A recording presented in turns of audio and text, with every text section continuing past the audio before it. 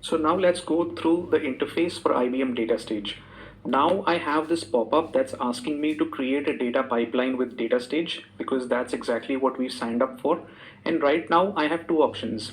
The first is I can choose a sample project, which is something that DataStage has created for me just to see what the pipeline might look like. And then I can create a brand new project from scratch and then work on that. My recommendation would be to click on sample project and then click on next. And what that will do is that it will open up a resource hub page and show you that there is a publisher, which is IBM Analytics, and they've published this particular flow over here, right? So if you want to get started with this particular tutorial, as soon as you click create project, you will see integrate data, you can virtualize the external data, and then you can replicate the data as well. And there is a terms of use page that has also been published by IBM Analytics. So you can just go and read through it once. But for now, let's just click on create project, and that should take us to this page. So data integration, if you are creating this for the first time, then you will not get this error saying that project name already exists. I'll just go and change it to learning IBM DataStage, right? Click outside it. So the error has gone. There is a description that has been given by IBM DataStage over here that you can integrate data by creating a data pipeline with DataStage and do a lot of things, right? You can add tags, you can add a storage, but then by default, IBM DataStage, because it knows that you are creating a sample project, it is taking away a lot of heavy lifting from you and doing it itself, and then it will create a cloud storage for you as well, so that if there's any intermediate or output data that we want to store, we can store it on this cloud object storage that is being provisioned for us. There's a couple of advanced settings as well, but then it's not sensitive. I don't want to turn this on as well. I think this is good enough, and we can simply click create. So give IBM DataStage a couple of minutes, and then once the 4 steps have completed, it'll let you know and then directly navigate you to the page that we'll be working on.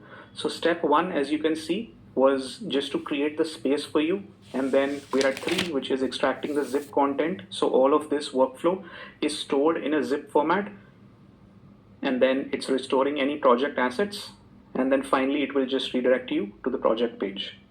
If you have any existing projects, you can always go to your existing projects using this link. It will not stop this process. You can right click and open link in new tab at any given time. Okay, so it has successfully been created. I can access this project and directly go to it, or I can view the import summary. I'm not interested in that, so I'll just go and view my new project that has been created for me.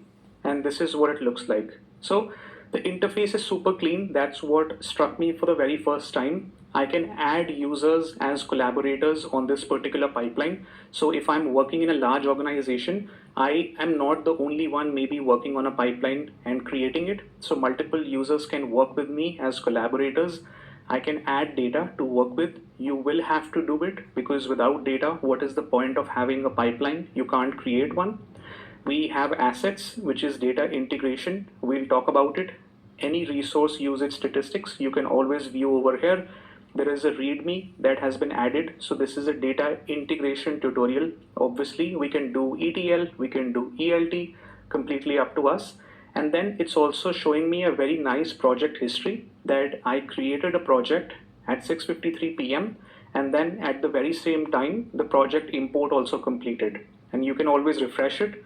But right now I have not performed any further actions, so the refresh is not going to make any difference. If I look at the top right, you can look at my name, you can look at the data center that we are working with. So you can always choose a data center or a region that is closest to you for the most optimal performance. And then this is the account. You can always upgrade to the paid services, but we don't want to do that right now. If I go to assets, then you can see that a couple of assets have been provisioned for me, right? But we'll talk about it in the next lecture. In this one, I only wanted to make sure that we are able to create a new project and then get to this particular page.